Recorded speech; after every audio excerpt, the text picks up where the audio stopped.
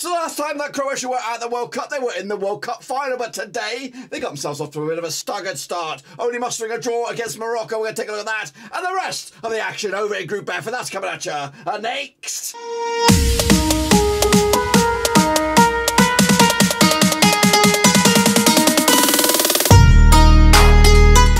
That's right, folks. Bam's Game, and of course another recap of the action over at the World Cup in Qatar, and we'll get to that in just a second. If you know where you've been, of course, making sure you smash your subscribe button. Back to all things Group F related, World Cup related, Blackburn Rovers related. We're going to all hear, boys, under one Ruski, of course. Yes, the talk of the town is probably the Canadians. That's right, over in Group F. They turned up and entertained, but of course, unfortunately, couldn't get themselves off to a perfect start with a loss against the number 2 side in the world. That is Belgium. But of course, what's the state of play over in Group F? We'll take a look at it in just a second. Of course, big shout out to my VIPs, of course, they are the patrons. But anyway, let's jump in the deep end and have a look at what we're talking about. We're talking about this then, shall we? Recapping Group F action. And it was a bit of a dire one early doors for me. 4 a.m. I'm up and ready, getting ready to watch this one. That was Morocco up against Croatia.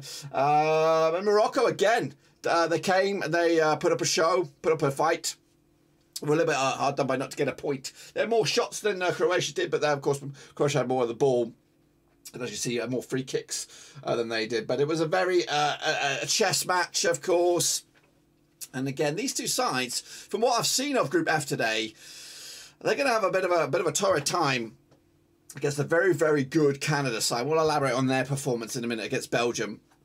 And despite losing, yeah, Canada looked like one of the more entertaining sides so far at this World Cup. But it's about these two here, and I thought Morocco, despite coming into this as one of the unfancy teams, they held their own and gave Croatia a bit of a headache. And of course, ultimately couldn't get anything more than a draw for Croatia, which is going to leave them in a bit of a pickle heading into the second match day, which of course we'll talk about that shortly. Anyway, kicking off forward, let's take a look at the starting 11s then for these two sides. Of course, Morocco with Bono between sticks, good goalkeeper, solid goalkeeper, and of course kept Croatia at bay. Back then, Aguad and Sace with Maruzi on the left-hand side. Of course, Hakimi on the right. A very, very good defensive back four there. Hakimi, of course, on the books of PSG. Adamabat in midfield. On the books of Fiorentina. Onani as well. Or Onani, of course.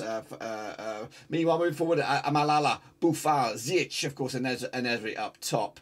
Take a look at, of course, the substitutions. We saw a couple of changes in there. Sabri, of course, Alit Allah as well coming on there with Ezi Abdi, youngster, on the books of what is that, Mallorca, I think, or Osasuna, and of course Hamadala coming on to a little or no avail. As for the Croatians, coming at you with this, Likovic between the sticks on the books of Zagreb. Guardiola, of course, one of the best defenders in the game right now. Lovren still playing, of course, over at Zenit. Of course, Bruno Sosa and Josip Judovic as well. Brozovic, Modric and Kovacic.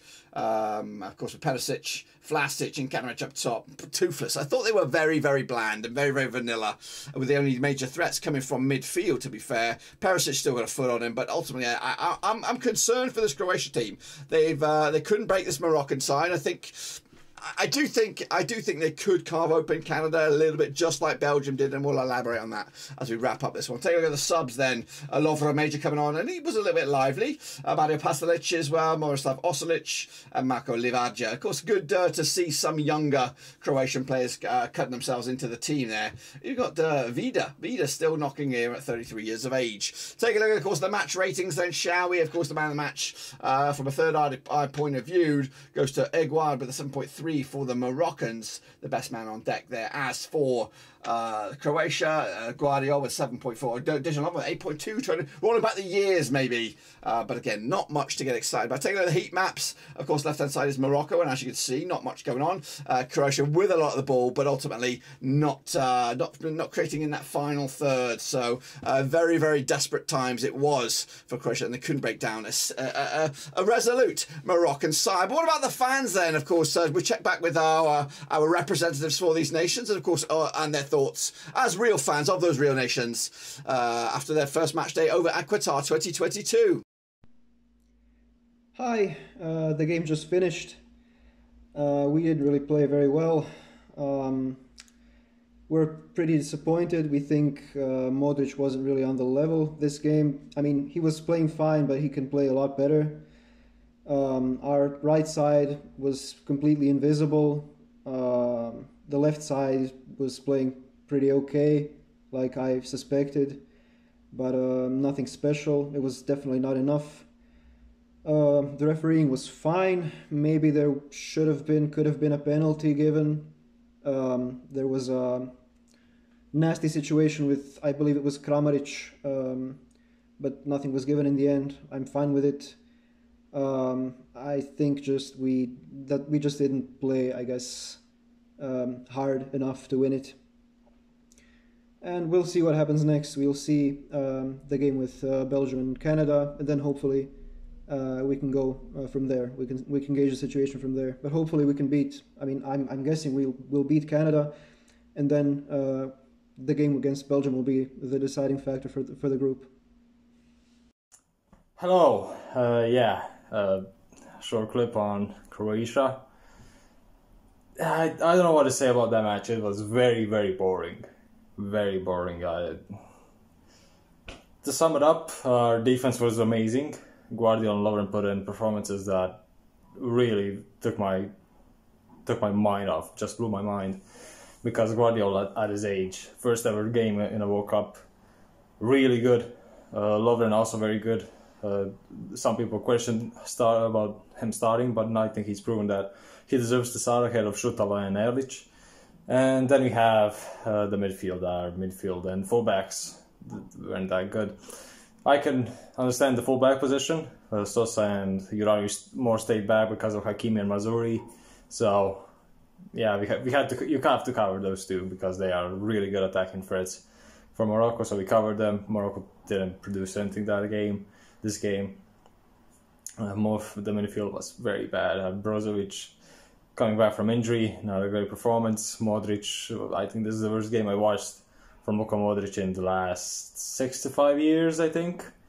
And Kovac is just, I didn't know he played, honestly, but he got the ball a few times.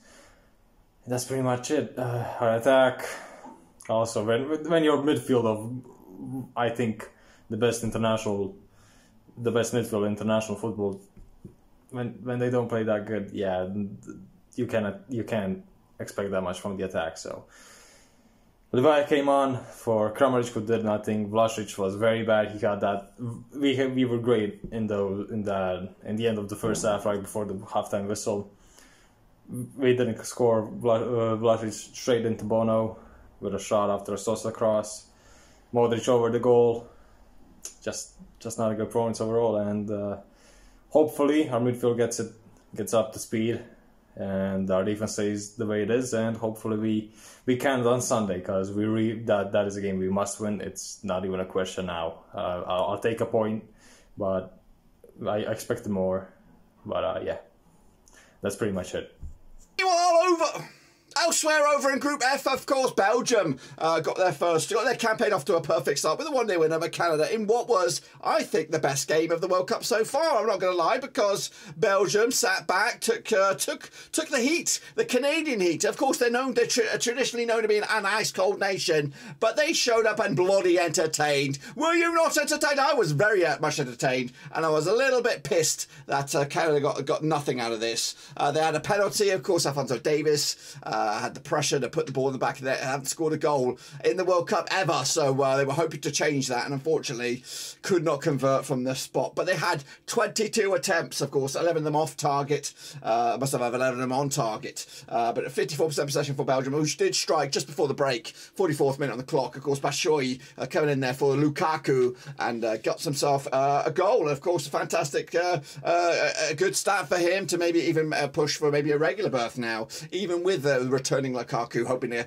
come back later on in the tournament. But for me, yeah, the biggest loser today, unfortunately, because I thought Canada were great. They were fantastic, free-flowing, very entertaining football, and I'm hoping to see more of this from Canada. I'm hoping to see them go into the knockout stages. There they are, of course, my second team. Of course, Denmark were them, and don't get me wrong, of course, they have some, I'll keep an eye on them and hope they do very, very well. But for me, Canada look fantastic, and hoping to have a long-winded journey in this World Cup. Take a look at the 11s then for Belgium.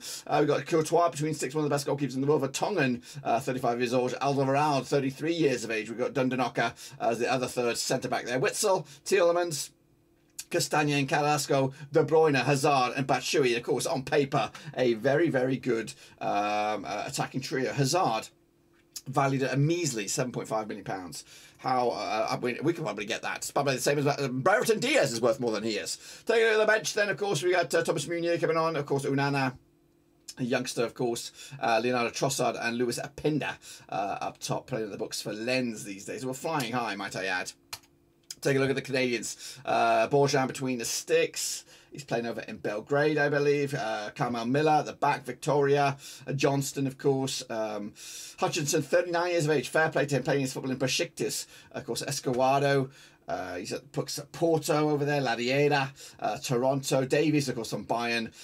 Junior Hoylett, still a very, very good player on the books at Reading. Buchanan, 23 years of age, over in Brussels, with Jonathan David up top. Take a look at the subs then for Canada. We saw the likes of Ajubeki coming on here, of course, Kone, meanwhile Jonathan Osorio, also on the books of Toronto, and Liam Miller.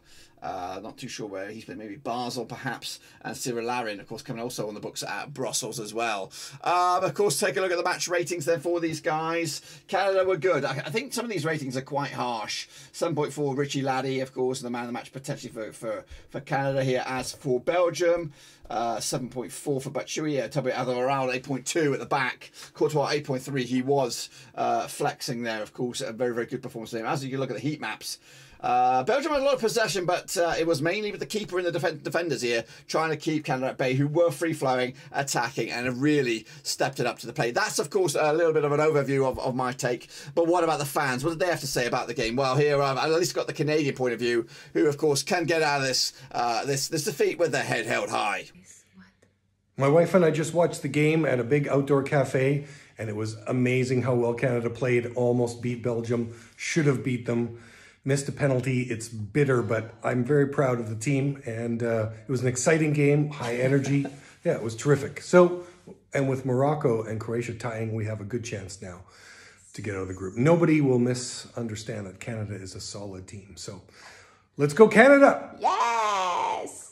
So what does the state of play look over in Group F? Well, it looks like this. Belgium on top of the groups with Croatia in second spot. Morocco also on the same amount of points. And Canada at the moment going down. So the next matches will be Belgium up against Morocco, with Croatia up against Canada. And those will take place on Sunday, the 27th of November. Meanwhile, of course, Canada will wrap it up against Morocco. If they can get anything out of the Croatian game, then, of course, it's game bloody on. However, a win for Croatia will eliminate Canada at such an early stage, you would imagine. Unless Morocco pick up a victory. No, they would. It would. A defeat will see them crash out, unfortunately. Anyway, that's, of course, my take. Be sure to give us another, and, of course, smash your subscribe, smash your thumbs up, and little bell. Of course, we're going to go again for match number 2 in the World Cup, and hopefully you'll be here with me too. But until then, guys and girls, I'll see you soon for the next one.